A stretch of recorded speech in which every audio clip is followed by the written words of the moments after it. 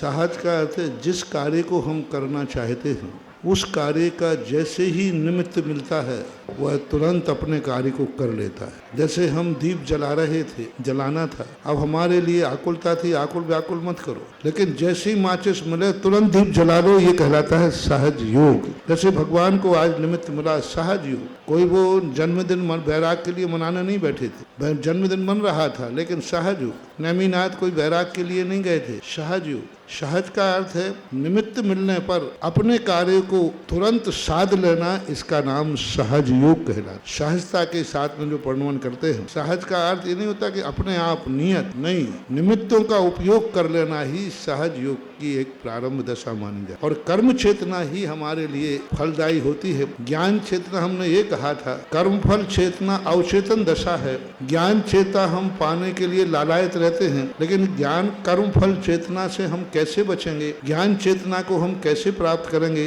उसके बीच में आती है कर्म चेतना। कर्म चेतना 2 इंद्रिय से शुरू होती है और 14वें गुण स्थान तक चलती है। जहाँ जहाँ तक पुरुषार्थ है, जहाँ तहाँ तक कुछ करना है, वो सब कर्म चेतना कहलाती है। कर्म चेतना मात्र संसार के 6 कर्मों ही नहीं लगाना। हम माला फेर रहे हैं, ये भी कर्म चेतना है। हम पंचकर्म कर रहे हैं, ये भी कर्म चेतना है। भगवान ने बैराग धारण किया, ये कर्म चेतना है। कर्म का अर्थ है करने के लिए अपनी प्रवृत्ति को जागरूक रखना। चेतना शब्द की जो व्याख्या हमने की थी, चेतना यानी अपने अंदर में साक्षीभूत, उस कार्य को मैं कर रहा हूँ, मेरे अनुभव में है, बेहोश में नहीं, अवचेतन दशा में नहीं, चेतन दशा में होना।